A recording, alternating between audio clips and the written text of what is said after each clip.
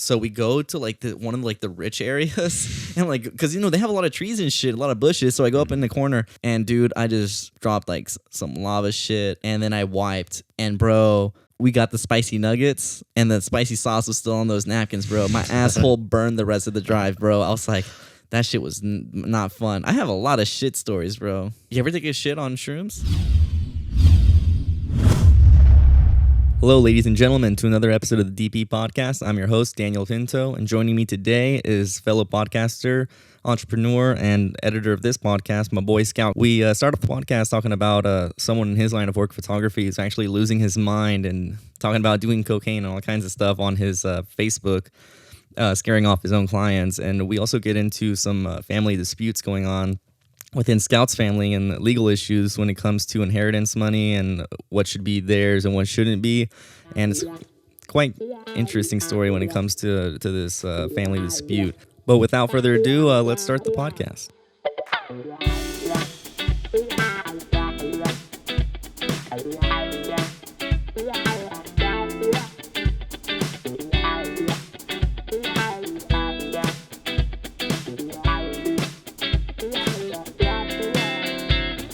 Hello, ladies and gentlemen, to another episode of the DP Podcast, double penetrating your ears through both ear holes. And with me today is a returning guest and actually also the editor for this podcast. And he's a freelance photographer, an entrepreneur. He's been a YouTuber. He's done it all pretty much. With me today is my good friend Scout. What's good, bro? Hola. How's it going? Pretty good, man. So we were actually talking about your photography business, and you were saying that you might be getting more calls because you do photography here in Bakersfield. Mm-hmm.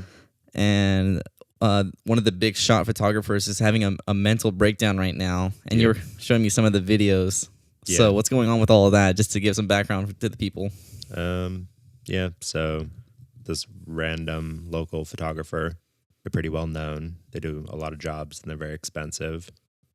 You wouldn't expect much from them. They just seem like a typical upper middle class white family, very Christian, very straight laced, very professional.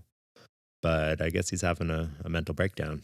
Well, he started just rambling on his Facebook stories and Instagram stories about all sorts of stuff that happened in his past. He's saying that he's been on a cocaine bender for the past 30 days. He's saying like it's the best diet he's ever been on. He's lost 50 pounds in 30 days.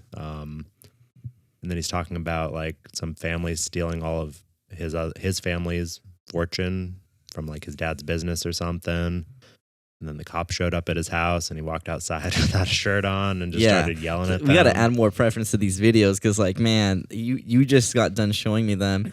And that video just starts off just him shirtless, like looking directly at the camera. And then it turns to the side and there's just cops at his door. Mm. And this is like halfway through the video where he's already basically rambling on about, like you said, his dad's fortune and all this crazy stuff. I'm like, what is going on to this dude? He's having a mental breakdown because he's lost like everything with COVID, and he's going through a divorce too, right? I don't think he was going through a divorce before. I think it's either one of two things. I think either what he's saying is true, that he has been on a cocaine bender, because you didn't see the other part of the videos. This was a very long Facebook ramble. Like he was talking for like an hour straight. I showed Danny like 10, 15 minutes of it, but there's like another 30 or 45 that he didn't get to see that was prior to this. But he was talking about how he's been like abused as a child. And then because of that, he started smoking weed at like 8 years old. And he smoked weed from 8 to 18. And at 18, he got sober. And then he said he was sober. And then recently his brother showed up and was like, hey, you should try some coke. It's pretty good. And I guess he was like, okay. And then he's been on a cocaine bender for 30 days. But then he also said that he's been doing drugs his whole life and he's been smoking weed and smoking spice and all these other things. Oh, there's Eli. Pause. Oh, sorry, we had a pause there. But yeah, he was saying that he's been doing all sorts of drugs for his whole life pretty much. So I don't know what is going on. I don't know if if this is like a cocaine-induced psychosis that he's going through right now, because that is a thing that happens. People can... Obviously, he said he wasn't sleeping for like 5 days either. So it could be a cocaine-induced psychosis because you get super paranoid on that stuff sometimes if you do too much of it. Or he's actually having like a bipolar manic episode. Because I've known people that have had bipolar manic episodes, and it seems very, very similar to that. like before he mentioned the cocaine and stuff, I thought that's what he was going through because it just seems like a crazy person. Just It does. He even looks like he's sweating. His face is red. it's just he pretty much feels like he's God essentially, and just rambling. He knows everything, and that's what some of those people that go through manic episodes do. They're just like on top of the world. I know everything that nobody else knows, and you just can't see it. Yeah, But, like I mean, but he's also posting some really absurd stuff because I mean, going back to the whole police video, he's telling the police, "Yeah, I have my rights. Well, you can't do anything to me." And then on the very next snap, he has R.I.P. George Floyd, like hashtag R.I.P. George Floyd, while he's talking to the cops, and I'm like, what is this guy going through? Like he's really on one. yeah, I'm guessing it's some sort of mental thing. I don't think it's the cocaine thing, but could be wrong. Could be a combination. Could be. I wouldn't put it past it. Yeah. But something I was telling Alicia before she left was the fact that like I'm like you guys are looking at this like, oh man, now I got all this freaking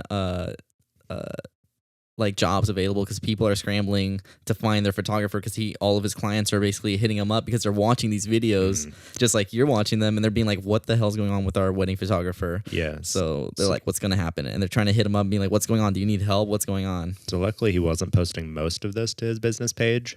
Like they have a business page and then he has his personal page. And the business page, there was just one screenshot of just talking about like abuse as a child and stuff, which is really very strange to put on a photographer's business Instagram. So that might make some clients be like, what's going on here? But all the other stuff was on his personal one. But as a photographer, like you're friends with a lot of your clients. They just assume that they're your friend or whatever. Yeah, and in this small town, word probably gets around. Even though it's a business relationship, people are like, oh, I'm going to friend you on Facebook or whatever. So I'm sure a lot of his clients are seeing this and it's not going to be good for their business. So... And so you guys are like looking at this like vultures, like, yo, we were ready to come in for the taking. Mm-hmm. No, not really. But I'm sure we'll get some business trickling in probably from it. That's pretty dope, man. Mm-hmm. Like, that's pretty insane to me that kind of stuff is going down. And like, I'm pretty sure that's not the only case of that going down right now as we speak, especially with this pandemic going on. Mm-hmm. Yeah, lots of people. Mm-hmm. Like, well, I think we talked about this in some other podcast. Like, I have a friend. I don't know if I should mention his name, but he... don't if you think you shouldn't. Yeah. He had a very similar thing go down. Like, he was talking to me about, like, just, had everything figured out. He had all these formulas that were popping into his head, and he said he stayed up for, like, 7 days straight, and he was just pretty much going crazy. And this was a while ago, so I don't remember exactly how it was, but he just sounded like a crazy person. Like, he was talking to me, and I was like, okay, yeah, sounds good. And then he ended up being hospitalized for it, and they diagnosed him with bipolar disorder. And they're like, yeah, you were going through a manic episode. And this seems very similar to that. So yeah, that's why you have that prior experience to that. Mm-hmm. So, man, something that I was talking to with a friend prior to coming here was the fact that, Bakersfield is kind of anti-COVID in a way, in the fact that the police chief has said, hey, even though currently right now as we're speaking, they're going to lock down everything tomorrow, right? When it comes to Bakersfield, when it comes to indoor and outdoor dining, there will only be takeout. I don't know. I don't pay attention to the news, but what I've heard is that like the state said, yeah, we're going to shut down. And then the sheriffs were like, yeah, we're not enforcing it. Yeah, and the chief of police here in Bakersfield said he's not enforcing it either. Yeah, BPD also said that they're not going to be enforcing it either. Like they made a Facebook post saying like, don't call us telling about people gathering in large groups or people like businesses being open when they shouldn't. We're not going to be enforcing that. And it's like, okay. Yeah, who's that's gonna very sketch. Yeah. Yeah. Like, and so that's your job. Was that your phone or my phone? Yeah, that was mine. Oh. Sorry, I'll turn that off right now. Silence your cell phone. Number one rule of podcasting. Sorry. And then so talking about that is my dad is like one of those people who has a business and is like, I'm not going to open, right? So, I am going to open, I'm not going to close down. And so if someone were to call, they wouldn't do anything to him. And I'm just thinking, how do you think this is all going to affect like the numbers and everything? I mean, people here just don't seem to get it. For example, but when I was coming here this morning, I saw a friend of mine posted his friend's Facebook post about, because she's a nurse in LA, and how they've been getting swarmed with COVID patients. Like they're getting overwhelmed right now. Like every patient they're getting is COVID, and that was last night. Yeah, that everything was going on. So I mean, they're obviously going through something in LA, and they don't want the same thing to happen in Bakersfield, but people here just won't accept it until it's at their front door. Yeah, Bakersfield's the Texas of California, so we kind of do our own thing. It's like very Republican, and well, actually, it's turning more Democrat now because the last election we actually turned blue, which is surprising. Yeah, very surprising. But it seems like most people here are following the rules. Like if you go to stores and stuff, everyone's wearing their masks. Like it's very, very rare to see someone without a mask now. There's some people with them like below their noses, but it's still very few. Most people are following the rules, which is good. Like it's been just the people not wearing masks have been trickling down, and now I never see anybody without a mask on anymore, which is good. But then there's also a subsection of people that are like the anti-mask crowd. And I think they just have their spots. Like Alicia's friends with some people like that on Facebook. She has tons of Facebook friends. But you'll see posts from them being like, hey, everyone go to this restaurant. They're not enforcing the rules. Like you can go there and the bar is open and you don't need to wear your mask and stuff like that. So like little things like that, I think are not going to help with COVID outbreak. I don't know. I'm not an expert, but we'll just have to see how it pans out. Yeah, it's pretty crazy to me, man. Just seeing how this all is going. And, I was talking to Alicia, and last night we were talking, actually, and she was saying how, yeah, I think they're going to, or Biden, when he gets into office in January, he's going to close everything down. And I'm just thinking, like, will people even be able to, like, deal with it? For example, I was just talking, how Alicia last night asked us a question saying, oh, if I ask you if you had to stay indoors for 4 weeks and we'll pay you $2,000 to stay at home, will you do it? And that means we can go back to normal after everything. And I said, yeah, I do it. I don't care. Like, whatever gets this shit over with. And I asked the same question to the person that I actually did the last podcast with. Mm-hmm. And she said, like, I wouldn't want to. Like, I don't want to. Like, I want to be out already. And it's just funny because I'm like, because I hear your side of the story that you're seeing a lot of people wearing masks and stuff. And when I come here to Bakersfield, I see the opposite. Mm-hmm. I see less people wearing masks. And I see more people that are like going to like the spots that you're saying, these restaurants that are having mariachis or live music or whatever it may be, and they're doing their thing. Mm-hmm. So it's just funny to hear the contrast. Yeah. But hearing people say, no, I wouldn't want to stay for 4 weeks. I'm like, damn, it's not that hard. No, people are very finicky and fragile, apparently. Like they want to be like, oh, I have rights and I can do what I want. But it's like, okay, what about for the betterment of society? Just stay home for a little bit and then everyone can be better than like, but I won't like that. It's like, yeah. Okay. Well, everyone would benefit from it. So you should probably do it. But people. I'm also curious.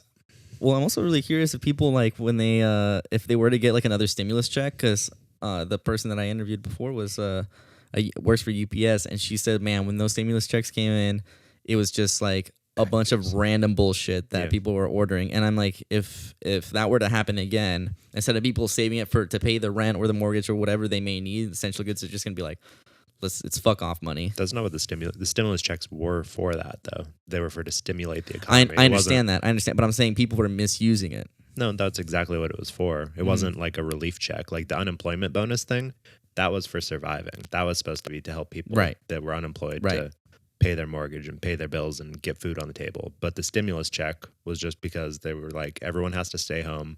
And people, for the most part in the beginning, were staying home. And they're like, well, if everyone's staying home, the economy has to be stimulated somehow. So they're like, use this money to buy things, essentially, and keep the economy going. And that's what people did. Amazon, like, I saw the Amazon driver a lot more during that period when the stimulus checks came out, and I'm sure everyone else did too. Right, but I'm saying I understand that that was just extra money, but for a lot of people, that was money that they needed to use, but they misused it. Yeah, some people should have saved it or paid their bills with it or whatever, but I don't think there's a misuse of it because all it was for was to stimulate the economy.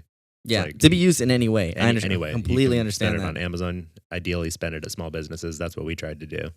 Like, we would order like DoorDash and stuff from and leave a good tip or whatever businesses, and we would tip like 50% or more on every single one because we were like, well, we might as well help the people that are still working and give them like really good tips and stuff because we're on unemployment and like they can't be, so we might as well help them out. Yeah, I mean, I think there's a lot of people that had that same mindset that you had, to help out and whatever. Maybe, I mean, even when restaurants were opening, people were leaving bigger tips. It's like, hey, like, we know y'all are struggling.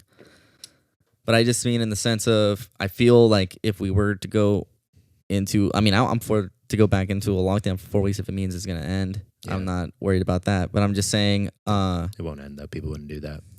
no. And I mean, just here in Bakersfield alone, and that's the thing. I mean, that's what I told Alicia. It's like it wouldn't end because we're Americans and we don't like that. I told Alicia from the beginning, like, there's two options. Like, either do like a hard shutdown and the economy tanks and COVID is, for the most part, extinguished, but the economy is in the dump, or you, I lost my train of thought. or you open everything up. Or you open everything up. Lots of people will die, but the economy stays alive. Yeah, And I mean, I've had the same thought. That's what we're choosing, and I was pretty sure that's the way it was going to go, just because that's how people are. That's not what we're choosing right now. We're choosing to open and close, open and close. We're just bleeding out slowly instead of just sticking to just one option. Well, you got to do it that way, because if you just open full back up, then the healthcare industry gets just swamped. Which is already happening. Yeah, and it would be even worse if it was fully open. Mm-hmm. So yeah, so it seems like the best option would be to completely close. But now, how do we convince these people, right? yeah, you don't. But you just do what they've been doing. Like, I think that's probably the best option, even though people don't like it. It's like, well, you meet in the middle. Like what they're doing right now? Yeah, it's just meeting in the middle. Compromise. You're not fully open. You're not fully closed. You're in between. You're fluctuating. Yeah, but I mean, what does that do to like the human psyche and just like the economy? I don't think it's that bad. I'm used to it. Yeah, Like, I don't mind. I think for you, you're very used to it. But I see, and for me, I'm like, yo, okay, whatever. Like, I have a job. I'm gonna do my thing. Mm-hmm. But for other people, it's like very difficult. Especially like, for example, like my family has a small business. Mm-hmm. You know, to open and shut down, still have to pay the rent and everything is very difficult. Yeah, that definitely makes it harder. Mm-hmm. But I don't know. Can't speak for people that I don't have that experience of. That's true. But man, something else I wanted to talk about, I don't know if you want to talk about it, was what went down on Facebook with your dad. Okay. What about it? I thought that was hilarious because, so, you know, obviously we know at this point that Trump lost the election. Or No, Trump didn't lose. He didn't lose. And that's what we're getting at, right? Is Scout decided to, you want to say what you posted? I just posted a little, a very small joke. Just a graph of the 7 stages of grief. And I was like, oh, here's for any of those fragile Trumpers that need to know what they're feeling right now. This graph might help you. Something like that. Something along those lines. Just a little poke, because a lot of Trump people were saying like, oh, like these crybaby like libtards or whatever, they just can't handle losing and stuff like that. I want to make them cry or whatever. And like there were flags that said "Make the libs cry," and it's like, or liberal tears or whatever. Yeah, there's just stupid stuff like that. So I was just like, oh, well, here's something for. Here's a cool little clapback. Here's a little graph that you can help distinguish where you're at in the 7 stages of grief. And my dad posted something kind of along the same lines, a comment on it. He's just like, oh, well, at least we won't be crying as hard as the liberals did in 2016, something like that. But just to preface this, is Scout's father's side of the family is extremely right-wing. I wouldn't say extremely right-wing. They're a little bit right-wing. But like my dad didn't used to be. That's the weird thing. Really? Yeah. There was a shift for your dad? My dad's always been Democrat. He works in a union. It's like unions are that's true. That's so true, Democrat. Yeah. The reason he makes as much money as he makes is because of a Democratic union. But so what happened with there, man? I don't know. I need to talk with him, but he's been working for the past few months, so I haven't been able to. Yeah. Like, I want to ask him, because last time I saw him, he was like, oh, does union or Republicans support more unions? And I'm like, no, they want to dismantle them. After I left, I was like, wait, no, they don't. Like, unions are super Democrat, especially the one that he works for, IBEW, International Brotherhood of Electrical Workers. And I remember they actually helped your dad out, because I remember one time your dad fell down and he hurt his. And I guess your dad. What does your dad do exactly? He puts up power poles or power lines? Yeah, power lines.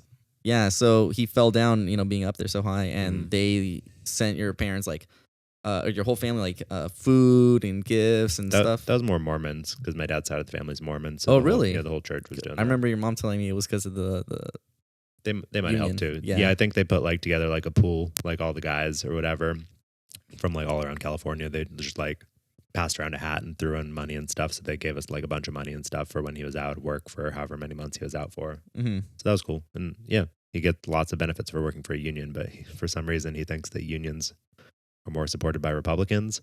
That's why he's switched his thinking to being more pro-Trump. But I think it's more because of the people that he works with, because it is a blue-collar job. You're putting up power lines. It's hard work. You don't necessarily need education to do it. You can go into it straight out of high school, and you can also be like, you can have a criminal record. But you won't have the job that he has right now. No, you need to go through an apprenticeship, which is education. But I mean, you don't need to go to college or anything to get started. Right. You can just start working. It's a trade job. And then once you like it, you can be like, hey, I want to learn more. I want to go to apprenticeship. And then you can do that. And that's essentially like college for that specific job. And then you move up the ranks, and then you get a lot more money. And that's what he did. But some of the people that he worked with, because it's easy to get into, they're not necessarily the smartest, because they can be just high school dropouts or just straight out of high school. Or they can be like convicted felons, because they can get hired there apparently. So a lot of those people, less educated people, tend to lean more Republican. I'm not saying all Republicans are less educated, but some of them tend to be, some of the less educated tend to lean more Republican. So I think working with those people has influenced what he was thinking. And then also his wife, possibly. I don't know where she stands, but I'm assuming she's very Republican just because of where she lives. And the job that she had before. But yeah, I think that's what changed his mind. Yeah. But I need to talk with him to kind of see where he leans, because what he thinks doesn't really make sense. And your dad right now is helping take care of some of the damages done from all the wildfires, right? Yeah, he does that. Where's he at right now? Up at Shaver Lake. Okay, because I know I wasn't here or really visited here when the fires were at their peak, but I heard that the skies were pretty dark and it was pretty hard to breathe for a while out here. I didn't even know. Yeah, it was pretty smoky. Yeah, how long was it there? Because I heard, or was it that way? Because I heard it's still here. Is that the door? Yeah, that's the door. Someone's at the door. Pause.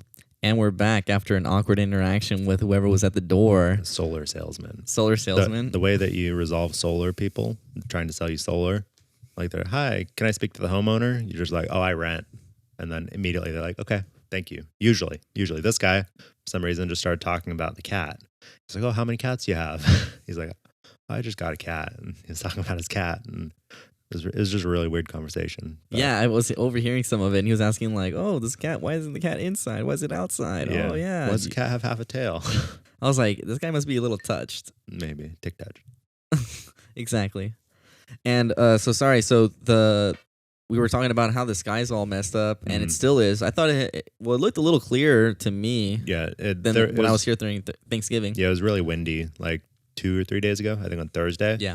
And that kind of blew a lot of it out, but it was just really, really hazy here. And it's still just residually hazy because those fires up in Shaver Lake, like they're 100% under control, but I'm pretty sure they're still burning. And if they're not burning, that some of the spots are still smoldering. So it's still producing smoke, which is trickling into the valley and settles here. That just seems insane to me, man. Mm-hmm. But fucking A, man. Yeah, but Shaver Lake got pretty decimated. Like my dad's been up there since, I think, September, and he said that there's work up there probably through March. So that's crazy. They're working like 14-hour days every day, 7 days a week from September till March, and they're on double time, which that's insane money. That's pretty fucked up, man. Yeah, but I mean that's good money for him. That's insane money.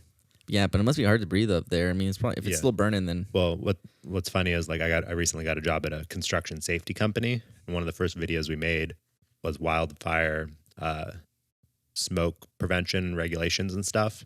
And we were just talking about like what OSHA guidelines are for like particulate matter in the air and stuff like that. And then when my dad, last time I talked with him, he was like, oh yeah, we have to stop working at like 11 a.m. every day because the particulate matter will get above 500 and then we just have to stop working. And I was like, oh, I know about that because I made a video. You probably watched the video that I made for that. That's funny. You don't even know. Yeah. Damn. Hey, at least it helped, you're helping your dad in a way. Mm-hmm. Helping construction people. There you go, one life at a time. Mm-hmm. Preventing asthma. Yeah. Dude, I actually wanted to tell you this. I freaking forgot. You know what? Something, because that weird reaction you had reminded me of it. I went to Costco out in Reseda with my girl, and she was like not feeling well, right? And so she felt like vomiting. It turned out it was because she took her asthma medication, and it's really strong. It's a steroid, so you're supposed to eat something with it. And she hadn't eaten, so it was fucking with her system, and she felt like vomiting. Mm-hmm. So we were at the Costco, and she's like, yeah, I don't feel good. And I'm like, oh, okay, well, we'll get you some food. I'll get you some Sprite. You can just sit over there. I'll wait in line. and like I get my Sprite, I take it to her. She's like not feeling well, ends up throwing up. And then I'm like, okay, well, do you want some more Sprite? It's like, yeah. It's like, let me go get a refill, right? So I'm going over to the kiosk to get some more soda. And I give it to the lady that refilled my drink, and she's like, okay, what was it? And I was like, oh, just Sprite, Mountain Dew, whatever you have. Okay, is about to put it in, and then her like coworker runs up. It's like, oh, don't do that. We have to use a new cup because of COVID. Blah blah blah. Different cup. I'm like, okay, whatever. Don't care. Just give me my drink. And then this random guy just standing next to the kiosk, just like this, like little shrivelly up dude with pale skin, comes up to me and he's like, yeah, there's a lot of bacteria that grows on the faucets, and sugar calcifies and blah, blah, blah. He starts telling me all these details about why, like, I can't have my cup and I have to get a different cup, even though I never argued with the guy. I just said, okay. And then, like, my girlfriend's throwing up. I'm trying to get her a drink. Like, this is not the time to be telling me your bullshit facts to someone that I don't know. So I just look at him and I'm like, bro, ask me if I give a fuck. And then I walked away. Because I was just, dude, that was probably the most baller move I've ever done. And dude, the guy just had a look on his face, like, just stunned. Mm-hmm. And then I saw him leave and walk around. And, like, the other coworker, the dude that told the girl to get me a different cup, was just like, fucking hey, goddamn. And then I walked back in, and my girlfriend's like, oh, how was that? I was like, man, I just told this guy to fuck off. Like, goddamn, he was annoying me. Yeah, it's like a mic drop moment. That's pretty funny. But, I mean, you just sometimes have those kinds of people, man, that just butt in at the wrong time. I feel like I do that a lot, but not in that way. God damn. Mm-hmm. I don't know, man. And speaking of which, at that same fucking place, there's a place there called Afters. It's an ice cream place. It's really good. It's a little pricey, but I would highly recommend it. But they had my girlfriend tells me, hey, they have this freaking Rick and Morty. You like Rick and Morty, so do you want to get this Rick and Morty ice cream? And I'm like, sure, I don't care. Like, I don't care if it's a themed ice cream as long as it's good. And it's like some sort of like they call it a like Nova, like, because it's Rick and Morty has space and time, so it's like some Nova time whatever flavor. And so I look at it, and when you look at it at the ice cream, when we go there, we look at the ice cream, and it's like at the far right corner, and there's just it's like super dark, like a super super dark black, almost like purpley. And I'm like, okay, cool. We get a scoop, and then I look at it, and it's kind of like a dark purple. Right? Like a very, very dark purple. And so then we freaking eat it. It was great. It was like, it had chocolate brownie. It had all kinds of stuff in it, right? We're like, dope. Awesome. It was great. Don't even think about it, right? Then the next morning comes, bro. The next morning comes. And I wake up. My girl wakes up. We're just talking. And I'm like, I'm going to use the restroom real quick. I got to drop off a package. And, I get up. Why I look down at the toilet and I'm like, yo, what the fuck? And man, my shit was the same color as that ice cream. I'd never seen my shit change like that, bro. It was fucking like a very dark purple, like it was almost vibrant, like it was glow in the dark shit type. And I was like, what the fuck? And my girlfriend's like, what's going on? I was like, my shit, it's the color of the ice cream. What the fuck? And she's like, what? I'm like, why didn't you tell me it does this? She's like, no, I didn't know. And so she thought like I was just overreacting, right?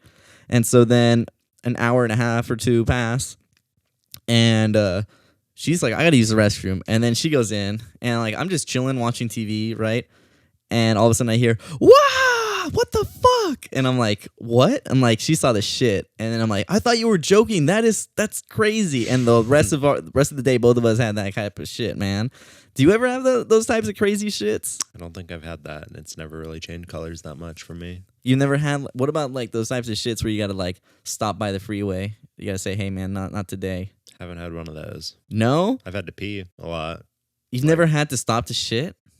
No. No? Never had an emergency. Well, never an emergency. I'm usually pretty good at holding those off. Like, for whatever reason, when I'm traveling, I don't know if it's travel constipation or what. Have the mic a little closer to your mouth. I don't know if it's travel constipation or what, but like I can just like withhold poops. Like every time, like in high school and stuff, when we would go out on boating trips out to the Channel Islands, like you don't want to poop when you're out there because like if you do it in the toilet on the boat, like you have to like when you get back to shore, you have to like discard it and stuff, and it's gross. Oh shit! So when you're on a boat and you shit, you don't just dump it into the water. Some boats do that, like big boats will. But on my dad's boat, the one that we have, it's just like a tiny little portable toilet, and you have to like empty it and stuff, and it doesn't hold a lot. Just So, empty it like, into the ocean though, or whatever. no, you're supposed to empty it into like a toilet or whatever when you get back to land. Oh Jesus. Yeah, and then it would make the whole cabin smell and stuff. So like we try not to. And then you could also just poop over the edge too, but I didn't want to do that because I was like a teenager and all like self-conscious and stuff and weird. I don't know. But we'd go out there for like 3 days at a time and I wouldn't poop at all. And then when we got back to shore, it was just like, boom, clicked in and I was like, okay, I can go poop now. Yeah, it's but I mean, do you get that? I feel like everybody gets that feeling when you see your house. Like if you have to take a shit, as soon as you see your house, you're like, oh man, I really got to go now. Wasn't even the house though. It would just be getting back to shore. And as soon as we got back to land, it was like, okay, yeah, I can go now. Oh really? So wait, could you use a public restroom though? Mm-hmm.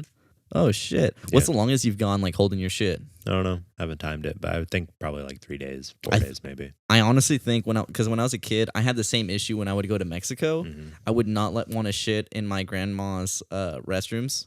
I was like, I'm good. Like I don't want to shit. Like how long am I here for? And it would take me anywhere from 5 to 7 days before I shit.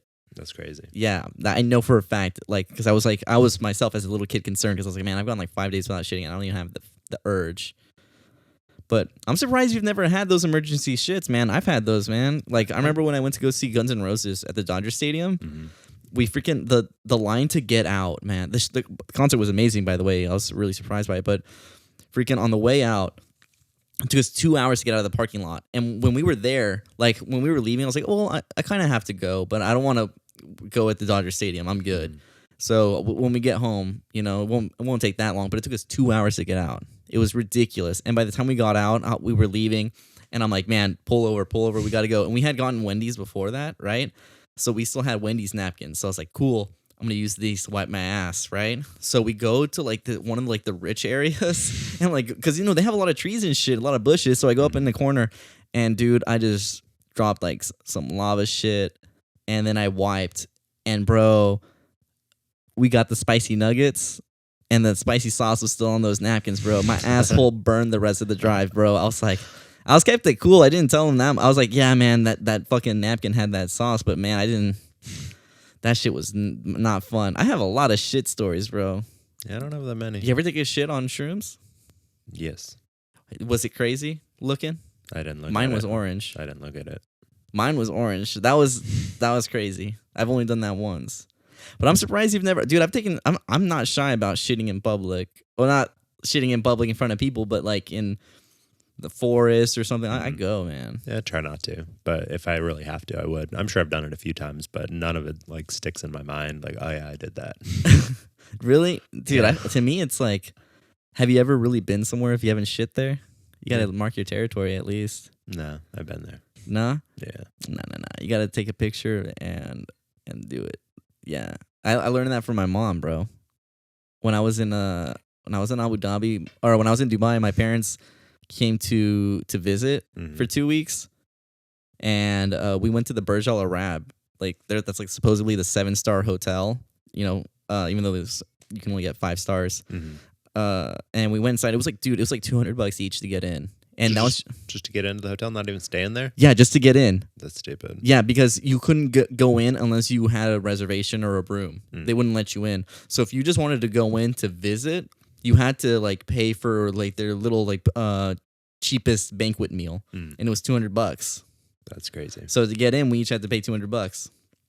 And so we get in, and my mom's like, she's like, I gotta go use the restroom. After we had eaten and everything, I was like, cool. And she comes back and she shows me a picture, and it's a picture of her like with the camera up, looking down on her, like on the toilet shitting. And she's like, have you ever really been somewhere if you haven't shit there?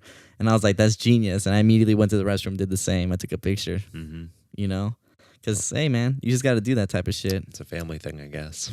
I don't know. My mom's crazy. I dig it though, but it is what it is. But man, like, what's been going on with you and your business and stuff, and the whole Wipeout thing? I think last episode we talked about Wipeout and you signing up for it, and that was like how long ago? Back in long time ago, June, something like that. No, I had COVID in June. We didn't even do the first podcast till after I had COVID. It was shortly after I recovered. Yeah. So and then we did one more after that. It was probably in July-ish. Yeah, because that was when we had our last Wipeout interview. We did like 3 interviews. And after that, it seemed like the last one went pretty well. And that was like a video interview. We were like talking with like one of the producers and stuff. And he was like, great. You guys seem like you'll be great. We'll be in contact with you shortly. We're going to be filming sometime between October and December.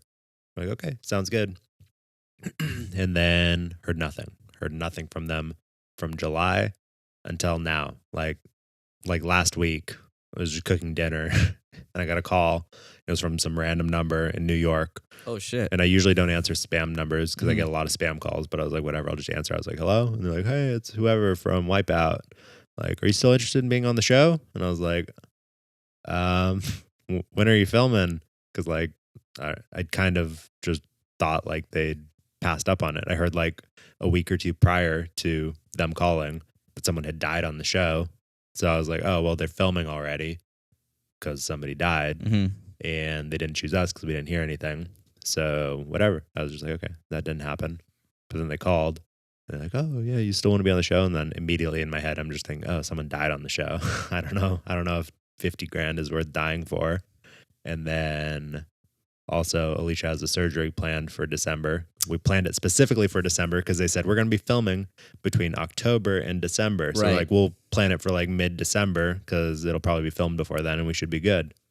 But nope, they're like, oh, we're going to be filming. It's going to be near the end of December. And I was like, well, Alicia has a surgery planned.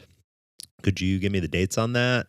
And like, oh, like what kind of surgery? Like, would she not be able to do Wipeout? And I was like, well, yeah, after the surgery she wouldn't, but before she'd be able to do it. He's like, okay, well, yeah, I'll get back to you on the dates on that, and then we'll see where we go from there. And then just the way the conversation went when he hung up, I was like, they're not calling me back. Yeah, they're not calling you back. Yeah. They're good. They just want to call someone and be like, yeah, I still want to be on the show. But my reaction was like, well, I'm not sure. Let's see if I can fit it in my schedule. I don't think they get that a lot. Yeah, I think so. They want those people that are super enthusiastic and Yeah. giving a reaction. Yeah, but And yeah, that's not gonna happen. yeah, I don't mind though. I was like, well, it was an interesting audition process, and with someone dying on the show recently, that kind of made me not super enthusiastic for it. And then Is there still no information on that, on how he died? I don't know. I didn't. We just haven't Googled I it. just saw the headline, and I was like, oh, okay. Well, glad I didn't get on that show because I don't want to die. And I mean, freaking Alicia's getting a interesting surgery, or actually a very common surgery if you think about it. Mm-hmm. She's getting a boob job, I guess. Mm-hmm. She's getting it enhanced. Yep. It's like we can make her better. We can make her stronger. Mm-hmm. But that's cool. And I mean, I hope to have her on the podcast after the surgery so she can talk about the process and why she went through it and everything along with that. Yeah, that'd be an interesting one. Mm-hmm. But I mean, man, have you like looked at all when it comes to the whole? Oh yeah, you said you didn't really look into the whole Armenia conflict. No, I just heard about it. That shit's crazy to me, man. There's not a lot of Armenians in Bakersfield, so. Nah, there's so many in LA though, and I see so many, and they're all constantly waving their flags, man. Hmm. But I mean, there was something else I wanted to talk about, but I forgot. Oh, I remember now. So when the whole when the whole George Floyd thing went down, I was like, you know what? Like, this music thing's not going to be going anywhere anytime soon, so I got to start thinking about other options. And I was like, one sec. We never even finished up that thing talking about my dad's Facebook thing, but we'll continue this. Oh, yeah. I was just saying, so I was like, I want to become a police officer. Got to sign up and everything. So I signed up back in May, I believe. In May. And then I passed the first test because it's a 7-step process for LAPD. And I passed the first one, which is super simple. They basically just want to see if you're retarded or not. And then the next step is your personal history statement. You got to say like, hey, I went to these schools, did these jobs, basically everything about you. If you've gotten any tickets or DUIs, whatever it may be. And so I filled that out in June. And so then my cousin, who's a part of the LAPD, said, hey, this takes about 3 months. I was like, okay, cool. And he even messaged me saying, hey, man, have they, like 3 months later, have they contacted you? I said, no. And he's like, that's weird. And I'm like, yeah, I mean, I guess they're not going to contact me. Mm-hmm. And so then fast forward to December, and they call me beginning of December. They're like, are you still interested in being a police officer? Are you still interested in Wipeout? Mm-hmm. I'm like, yeah. It was around the same time, pretty much. Yeah, pretty much, yeah. And I was like, yeah, I'm still interested. And she says, yeah, well, we need to go through your personal history statement and and you need to can you answer these questions? I said sure, and I was told that you should lie on these things if you have any sort of history that they wouldn't be approved of for a police officer. But I said, fuck it, I'm gonna be honest, because if I'm gonna be a police officer, I'm gonna do it my way, you know. And so, you know, she's asking all these questions like, have you ever raped someone? I'm like, no. Have you ever been a prostitute? No. Have you ever bought a prostitute? No, I haven't done any of that. I'm sorry. And so then she gets to the question, how did you ever drink alcohol under the age of 21?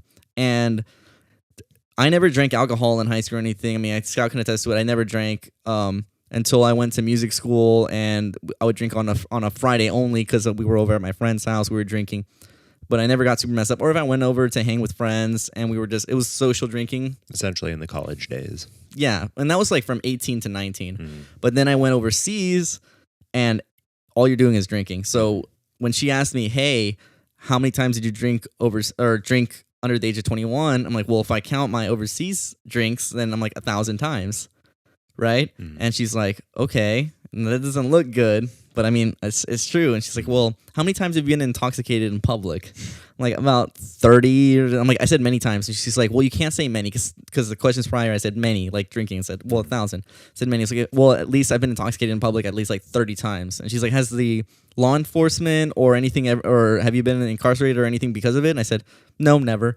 And she was surprised. She was like, oh, okay. And I'm like, yeah, no, I've never been in trouble because I've been in public. And those times that I've been drunk in public were overseas, not in the U.S.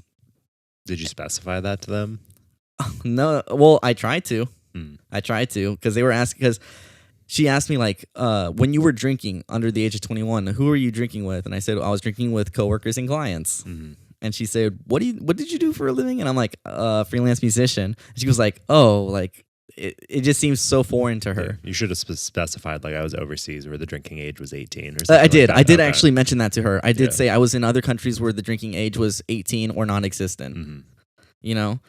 And then, but I mean, you know, like, they don't care. Yeah. And then they asked me, like, oh, have you ever smoked cannabis or smoked marijuana?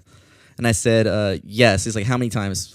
Well, I started smoking marijuana at the age of 22, and now I'm 26 and I'm still smoking. And I said 1,000 times, right? 365 days a year, every day, you know, take a couple breaks off, it's still 1,000. And she said, oh, and it's like, when was the last time you smoked? And I said, this morning. And she said, oh, did you know you are not allowed to smoke cannabis or marijuana when you are a police officer? And I said, yes. But, you know, it's like, if I'm not allowed to drink alcohol when I'm a police officer, let's say, I mean, you are allowed to drink beers, obviously, but I'm saying if they made a regulation saying you can't drink alcohol when you're a police officer, then I'd say, great, I'm not a police officer, so I'm going to keep drinking until I don't have to. Yeah. You know what I mean? Makes sense. Makes sense to an extent. Yeah. Until I have to take the drug test. And she was like, okay. And she's like, how many times have you bought marijuana, cannabis? And I said, like, 200 times. She was like, oh, okay. And on the questionnaire, I was like, when was the last time? And like, I filled it out in December, and I was like, the day before. So I just put up the day before, you know. And I was like, I don't give. Not that I care, but at the same time, I'm like, man, like, if I'm going to lose this shit just because I smoke weed and live the life, then fuck it. Yeah, it's pretty stupid. Exactly. And I'll explain that to them when they ask me. Yeah, and that was just a quick little interview, and I had to make these amendments, so I turned it in. It's turned in. Hopefully I get a call back, see what's up. Yeah, it'd be good if you did. Then they'd be like, oh, at least we're hiring honest people, not people that are lying on their resumes. Exactly. And I think that would hopefully will go a mile, but we'll see how they feel because, you know, you want, like, if I were to get it, because I was thinking about this on the drive over here. I was like, man, what if I were to get in trouble as a police officer? Then they'd be like, well, they hired a police officer that did cannabis and did this and that, you know. So it's like, I can understand from their perspective them not wanting to. They want someone that's super clean because, but at the same time, man, let me be the drug addict, like fucking, or the cannabis marijuana cop that's like, hey man, you know that DARE program, fuck that shit, go to Oregon, take the Oregon Trail. Well, anybody can be the clean one. All you gotta do is answer the questions, right? Like, it's super easy to do. You're just like, tell them what they want to hear. But and that's what I've heard is, like, you know, the lie detector test is bullshit, and it's more they just want to see if you're lying and try to catch you on some bullshit.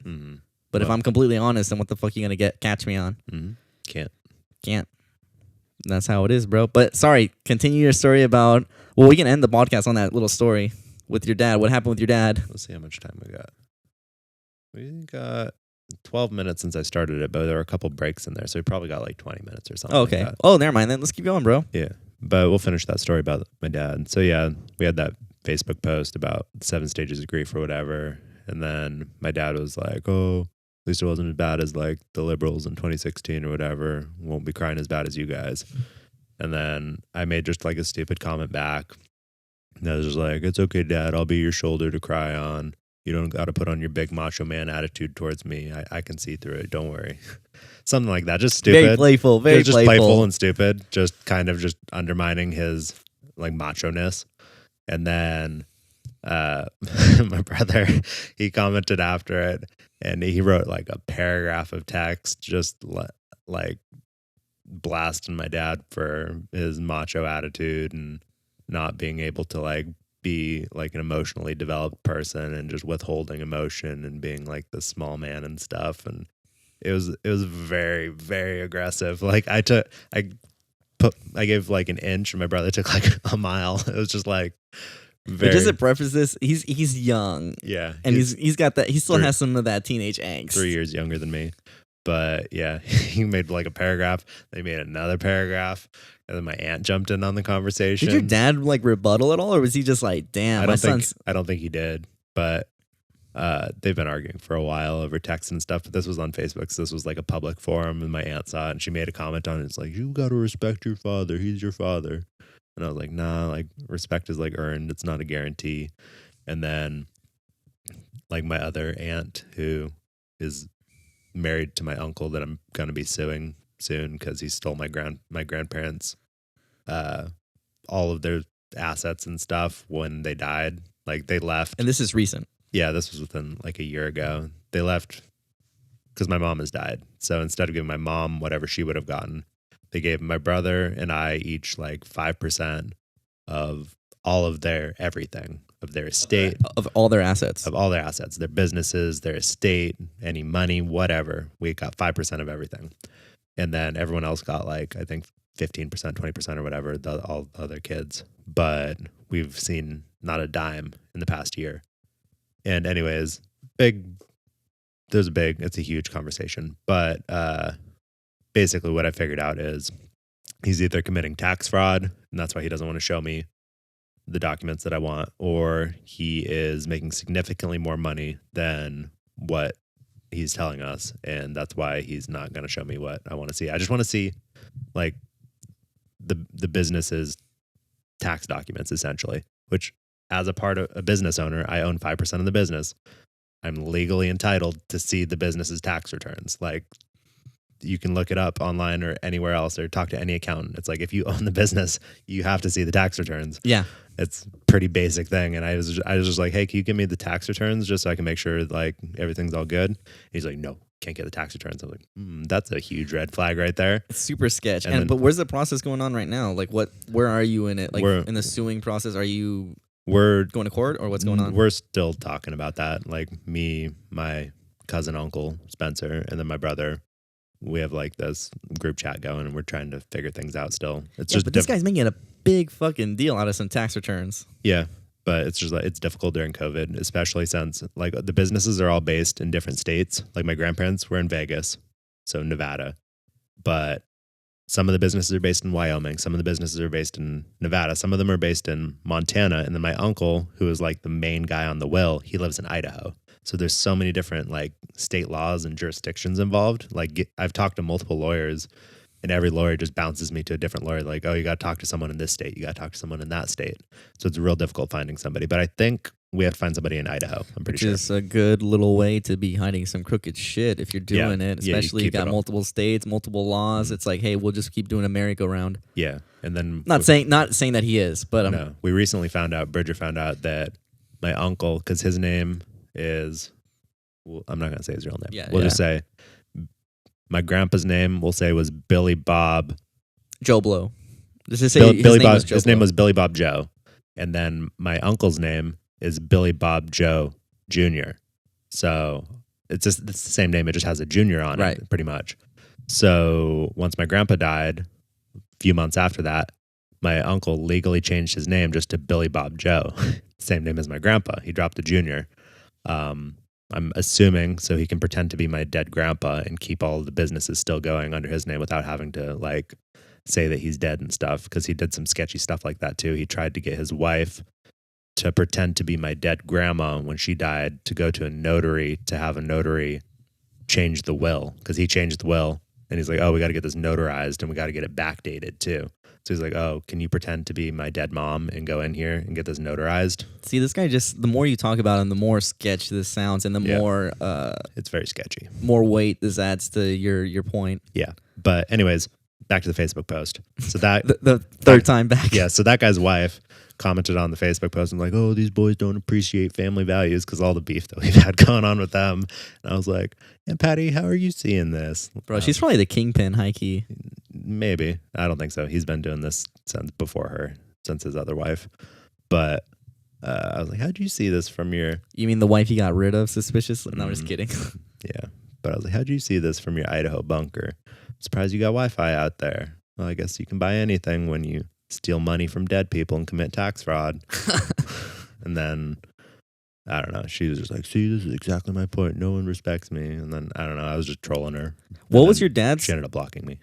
But what's your dad's perspective? I mean, this is on your mom's side, obviously, but I mean, does your dad have, like... He doesn't know a horse in this race? He doesn't know much of it. Like, I've only briefly told him. Like, remember when me, Steven, Bridger went down to your place? Yeah, way back when. Back in March. We went to that comedy show right before, like 2 weeks before COVID shut everything down. When Michael Yo was there. And then he was on Joe Rogan like the next week, like, I got COVID. Mm-hmm.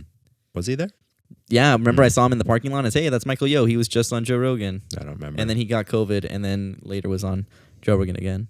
Yeah, I don't remember that.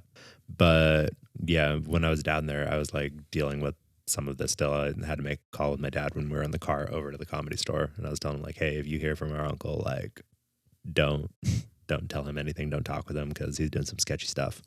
But yeah, I haven't seen my dad a lot in the past year because of COVID and because of he's been busy with work and stuff. But next time I see him, I'll update him on the whole situation. Yeah, because I'm saying like it would make sense if he doesn't have, too much of a horse in this race just because it's your mom's side and not his. So, it makes sense that he wouldn't know too much, but I would think that he'd be like, well, let me help you guys out with getting a lawyer because it's some bullshit. Especially because you technically do own 5%. Shouldn't you be getting some dividends or some sort of thing out of this? Yeah, we're supposed to be getting paid out. Like, each of the there's two companies that are, they're in, one of them's in oil, one of them's in natural gas. So, obviously, markets fluctuate a lot in those industries. But like when they're doing well, they're generating like $20,000 each per month. So per month, not per year. Mm-hmm. That's a lot of money. And then there's a couple other ones that are generating like 5,000 and 3,000. And then there's another one that's not really generating anything. But still, that's good money. That's like 50, 60K a month. And 5% of that, what is that? $2,000 per month, something like that. Mm-hmm. So it's not, and that's for each you and Bridger. That'd be each of us, yeah. Yeah, it's pretty good money. That's it during like the peak of it. So what he was saying that we should do is create like a little fund where we're not getting that full $2,000. We'll put some of that into savings, and that way it'll become more even. So when the market dips down, we can dip into that savings fund, and we'll still be getting that same payout. And we're like, oh yeah, that sounds good to us. But we haven't seen a dime, not a single dime in over a year. So yeah, because your mom passed away 2018. No, 2000. Grandparents. Oh, your grandparents passed. Sorry, your grandparents passed away 2018. No, it was in 2019. Oh, okay. In June and July of 2019. Okay. So, yeah, so it's been a minute. Mm-hmm. That's so crazy, man. But I didn't start dealing with any of this until September because that's when we had like their memorial, and then we found out all this information. And you found out because of the guy who reads the will and was like, hey, you guys got a part of the business? Or how exactly did you find this out? Because you found out so much later. It was from my uncle. He didn't want any lawyers involved. He didn't want any accountants involved in anything. He just wanted him to be handling their death, which that's super sketchy in itself. That is. Especially when you have so many businesses and it's so and people on the will. Multiple people on the will. Because how many children were there? Okay, your mom, the uncle, obviously. His mom, uncle, crazy aunt, other aunt that's nice, and then my cousin uncle. Mm-hmm. So 5. But 4 technically, right? 4, but 4 that are alive plus my mom that's dead.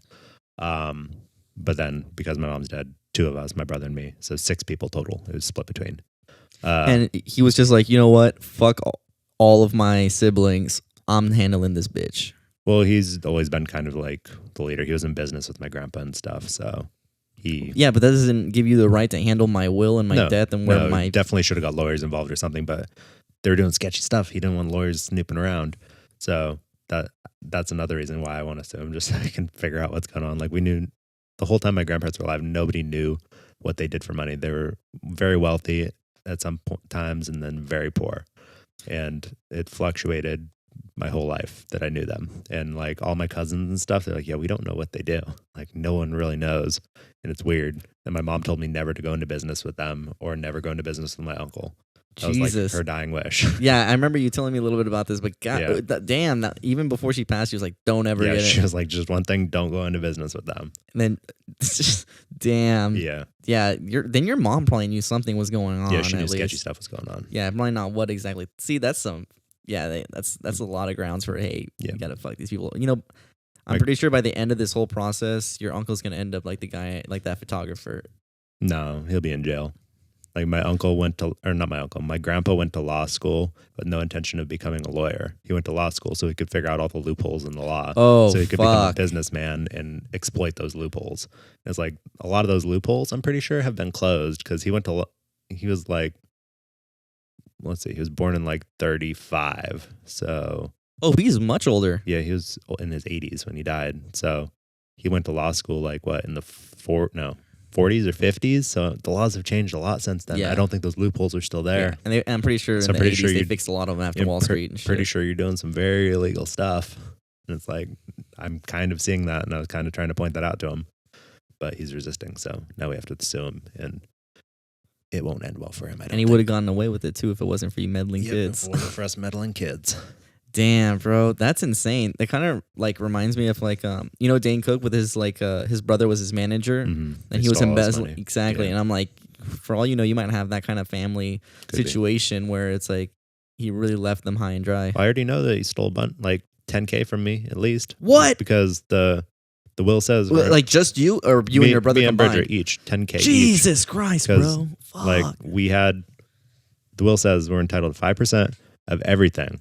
And then when we were over there for the memorial, my cousin uncle, he's around my age, he was telling me like, oh yeah, they have like bunch of, because my uncle's like a QAnon conspiracy theorist, super right wing guy. And he convinced my grandparents to start buying just gold bars and stuff because the economy is going to tank and gold's going to be the only way that the currency that's going to survive or whatever. So they had just a safe full of gold bars. And I didn't know how much it was, but a couple months later, my cousin uncle called me and he was telling me like, yeah, after you guys left, like a couple days after me and Bridger left, because we were just there for the memorial. Yeah. He's like, we just sat down in the apartment around a table and our uncle brought out just a crate of gold bars and silver and just started dishing them out in a circle, like one for you, one for you, one for you. And it was $250,000 of gold and silver that they split between the four of them. And I was like, oh, so 5% of $250,000. But what gives him the right to choose who gets that money? Yeah, it says in the will that I get 5%. That's $10K for me, $10K for Bridger. But we didn't get to see any of that. That's fucked. But he doesn't know that we knew about that. And then a couple months ago, I sent him a text. I was like, hey, what are we doing with these businesses? And he's like, oh yeah, we're breaking them up like we said on the last conversation.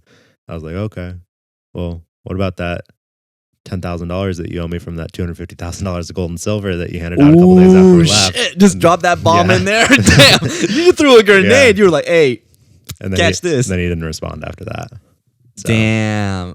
Yeah. Damn. He's like, these motherfuckers. Mm-hmm. Yo, he must hate you guys. Oh yeah. I would not be surprised if he tried to kill us, but he's a very crazy person, but I don't think he would do that. But he might. Who knows?